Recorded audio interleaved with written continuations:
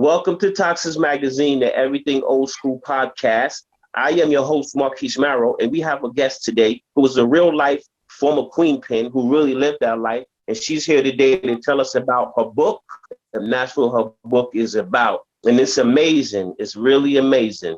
How are you, ma'am? How you doing? I'm fine, Marquise. How are you? Okay, so what's your name? Let the people know your name. So we're gonna get into that a little later. Yes. Your name is? My name is Wanda Kelly. I'm originally from Brownsville, Brooklyn, New York. Shout out to Brownsville. Was born and raised there, and then I transitioned to Virginia, and that's what the book is about. We're gonna talk about that transition. Mm-hmm. Now we're gonna get into the meat of it because you don't look like no queen pin. Long time ago. Yes. You don't look like you was getting it in like that, carrying guns bigger than you and stuff like that. So we want to start from the very beginning for the drugs. And how old were you when you got into the game? I was about 23, 24-ish. I think I was around that age. Okay. And what were you doing before you got into the game? Before I got into the game, I was working at the Board of Education, but I was like 18, 19. I was working in downtown Manhattan back in the early 80s. Mm-hmm. Mm-hmm. Did you like that job? Yeah, I loved the job. I loved the big city, because back then it was like beautiful when you go to the city. Still is somewhat kinda, but back then it was more glycerin and lights. And me being from a little Brooklyn girl and going to the city, it was a very interesting thing for me to do at that time. And that was a good job for a girl at 18, baby. 18, 17. Yeah, it was a good job. I thought it was a good job, but I soon found out that I was making pennies and I could have been making way more than that. How I started out thinking that wasn't enough for me. Working and then taking half my pay. And we're definitely going to get into that, and we're going to get into the consequences. Yes. But we're going to start from scratch. Okay. So according to the book, you was in the game with your husband, a yard man from Brooklyn who used to, I don't want to tell the story, but he was on the corner in Brooklyn. Mm-hmm. So how did you meet him? Well, he lived 2 doors down from me. I actually met him when I was 15. Mm-hmm. And he was much older than me at that time. And then as I grew up on that block with him living 2 doors, because he was fresh off the boat when he came on Strauss Street. He hasn't been in the country, I don't think, a year yet.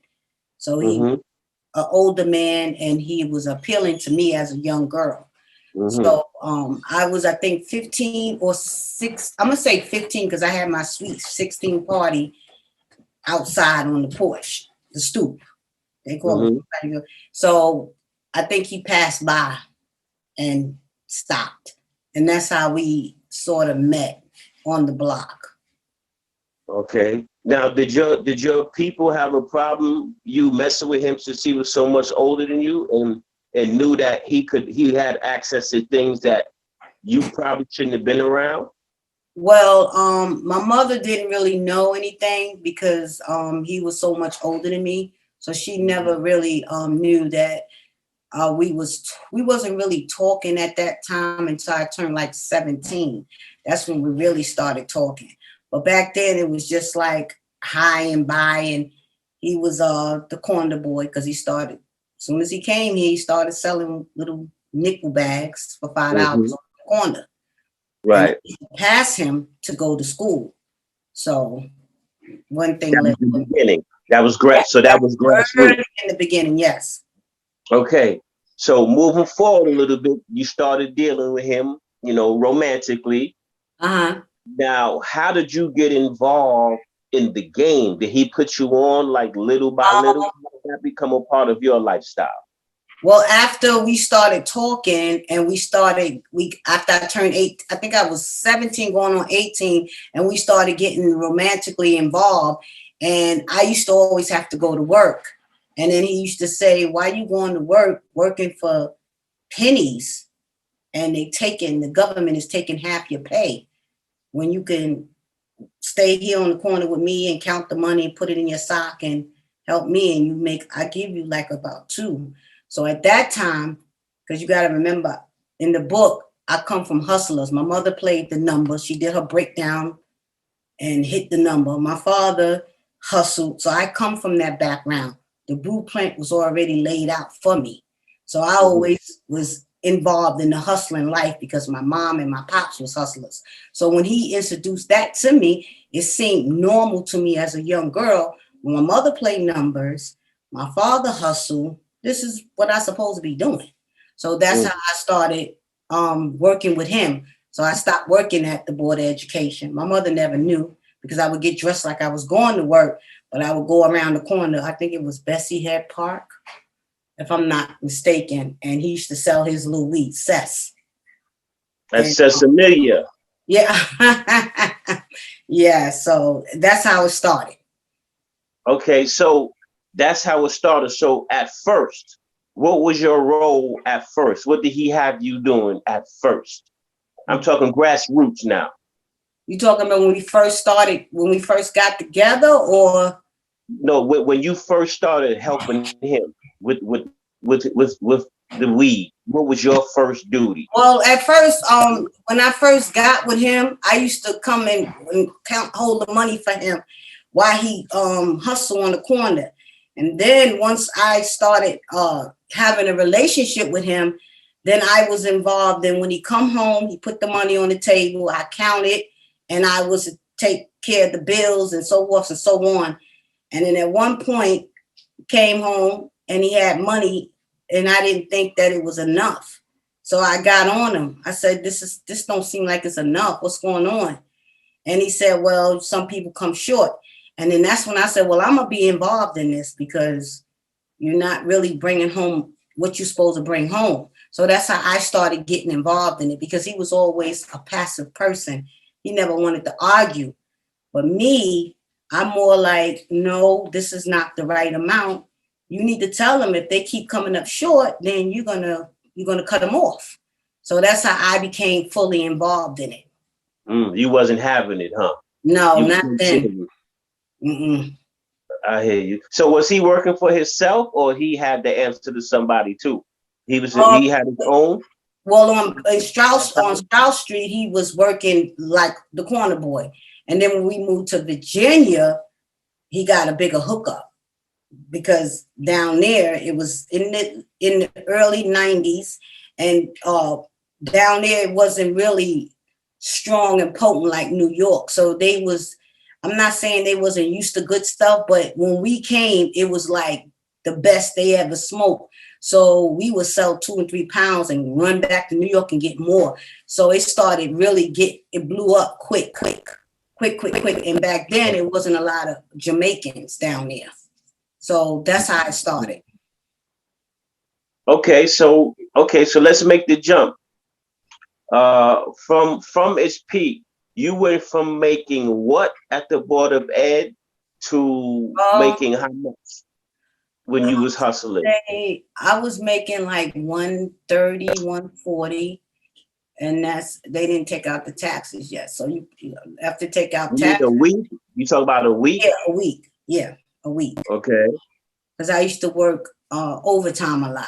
I used to stay overtime, and I used to work a lot of overtime. So after I seen what he was making and what he was giving me, I decided that I didn't want to work at the Board of Education no more. What was he making? He was making like about $500-600 a week. Sometimes he would make 1,000 a week. And back then that was big money. That was good money back then. That was good. Now it's nothing. But back in the early 80s, $1,000, 500 tax-free money, that was a lot. And on weekends, he would make more because it seemed like people would want to buy more on the weekends. but he kept getting locked up. So it was starting to get annoying because every time you turn around, they do a sweep. And when they do the sweep, they take everybody. So everybody was going on that corner. And it was like a regular thing. They would come and lock him up. He would stay about 3-4 days and lock up, come back out, re-up, and go back out there 2-3 weeks later, he locked back up again. So it was like, we're not prospering with this. So that's when we decided to leave and go to Virginia. Now this is an interesting book. Okay, so you painted the picture. You started off working at the Board of Ed. You was a young lady, a young girl, and you met a brother that was slinging. That was slinging is for something else, but that was selling weed on the block. Y'all got together. He was making 4 or 5 months times as money as you was. And he was hitting you off. Now you go to Virginia. Now let's get to the meat of this thing. I need you. Yeah, let's get to the main idea. Okay. You dig? I want to know, how did you end up getting caught transporting the weed from Mexico to Virginia and so forth? Break it down. Oh, you jumped. Yo, you really jumped. Well, yeah, because you don't want to get into the whole book. Yeah, exactly. Yeah, right. Well, I got locked up twice. The first time I got locked up, I went to the post office. I wasn't supposed to go, but like then I was like the boss. I took over. I was like, I'm gonna go get it because I can't wait on people, because we used to hire people to go pick it up. So I didn't want to wait because I was trying to do everything on my own. He was out of town shipping it and I was going to pick it up. But we had teachers on the payroll. We had nurses on the payroll, and we had pharmacists on the payroll, but I couldn't get none of them at that time. So I didn't want to wait. So I went upon myself to go, and they already knew what was in the box because it was a big shipment, and they already knew. I don't know how they knew, but they knew. And at I had the post office, right? Because we would ship it. It would be shipped in different containers, different types of furniture, and we would go down to the dock and get it. But it was coming through the post office, so that means it's federal. So be specific. It was coming from Mexico to Virginia. Well, first it was coming from California. See, It was coming across the border. It would stop in California, then it would go from California to Virginia. So it was transporting, but before it went to Virginia, it stopped at California, got a new docket number, and then got shipped to Virginia. That's how it didn't come straight from Mexico. It stopped. Once it got across the border, we had somebody pick it up and then take it there, and then somebody from Virginia go pick it up. That's a real sophisticated organization right there. Now, when you said you had teachers and stuff to pick it up, is that because you felt that they would be less suspicious? Yeah. And I didn't want to put none of it on us. We wanted to be ghosts. We didn't want nobody to know about us. So we had people to do it for us, so our name wouldn't be in it. Now, when you said can you share with us some of the tricks of the trade? Because you said you sent some in couches and stuff and furniture. Okay. So how was y'all smooth with that? How do you ship a bunch of weed in a couch? Well, you press it down. It's pounds, so you got to press, flatten it out. Is that a machine? The machine does that? Yes. Does a machine do that? Yes. Okay. Pressing it out, and then you taking all the junk out of the couch. Everything that's in the couch is coming out, and then you're laying it with the weed. You're laying it with it, and then you putting the stuff back in it, and you putting some Bounty over it. The softener fabric sheets that you dry with, you lay that with that. Then you put the cotton over it, and then you put the fabric around it, and you stitch it around, and then you put the pillows over it, and then you continue to do whatever, and then you bring it over. So was the fabric softer for the smell? Yes, because it was very strong, because it was potent. It was very strong. That's why we laced it with different smells, fabric sheets and stuff like that, so you could kill the smell. So how long was y'all doing that type of stuff before you got caught? But it was going good, because back then it was easier. Now, no way. But back then it was so easy. It was like no problem. We get these different apartments and have it shipped to those addresses, and it was no problem. I guess it got to the point where we was starting to guess it was legal, but it wasn't. You know how you say, "Oh, this is legal," but it was not legal. You cite So how long did it last? It lasted from 97, like the newspaper said, from 95 all the way up to 2000. So what happened between the 87 and the 2000? We was in New York. We came to Virginia in the late 80s, the early 90s. Mm-hmm. So they didn't catch us. They started watching us from 95 all the way up to 2000. But they never knew nothing about us. When we moved to Virginia, I think in 1980, 89 or 90. And we had for a couple of years, nobody was messing with us. And I don't know what happened, but I think I do know what happened, because after a while, people. Well, what do you want to save that for the book? Do you want to? Do you? Oh yeah. Well, it's in the newspaper. Yeah. Okay, I'll save it for the book. Let's say that for the book. Let's say that for the book. You don't want to tell them everything. You just want to, little dibs and dabs. You know what I mean? Just little dibs and dabs. Right. Because that's deep. How to know how all of a sudden came tumbling down. And you're not sure. You think but that's very deep. But you can't let the people know that. Y'all got to get the book, y'all. You got to get the book to find that out. Yeah. Okay, so you in Virginia, and y'all get busted. Do you both get busted, or just you? I get busted the first time. I got off with a slap on the wrist. And what do you call a slap? I got 4 months, and I got caught with like 20 pounds of weed. But I never. Now you were picking.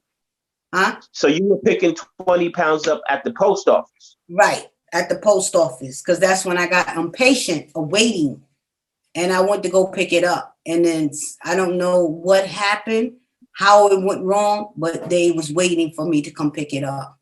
They knew. But how did you plan on taking 20 pounds of weed away from the post office? I mean, did you have big sacks? Yeah, it was pressed. Remember, it's not big like you think. It's pressed down. You could press it down, flatten it out where it's like a book, flatten like this. Pounds. Okay. You flatten it out. See, I can't tell you everything, but it's flattened out. And once you flatten it out, it's thin. So it's hard to say it's 20 pounds or 30 pounds because it's flat. It's so flat that you can just lay it down and smooth it out. I don't know how they do it this day, but in my day, I'm speaking for what we did, we flattened ours out where it was pressed. And then you had to you let it out and then let it breathe, and then you break it out. But it was flat. So nobody would really think that it was a whole bunch in there. But that day, I guess they knew, because they were waiting on me. The feds was waiting for me when I got there.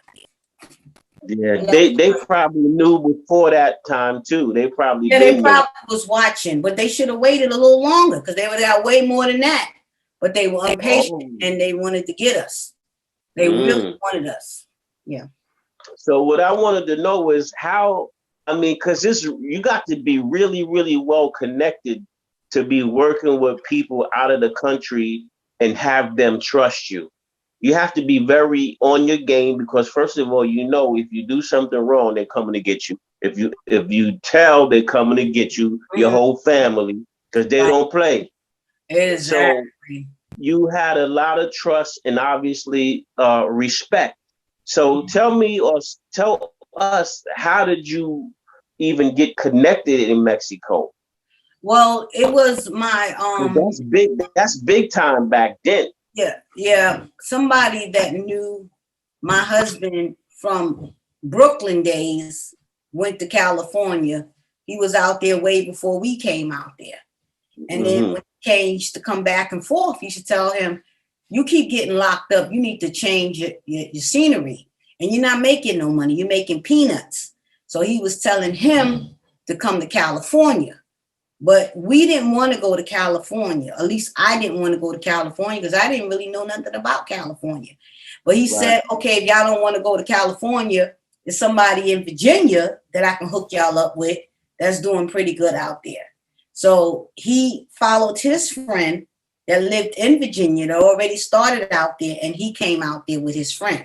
The guy from California knew the guy from Mexico. So it's all like a connection. You connected with this person, that person. So the guy from California was giving the guy from Virginia stuff from the guy from Mexico. So we all was traveling together in the same organization because we was getting it from the head man, which was in Mexico.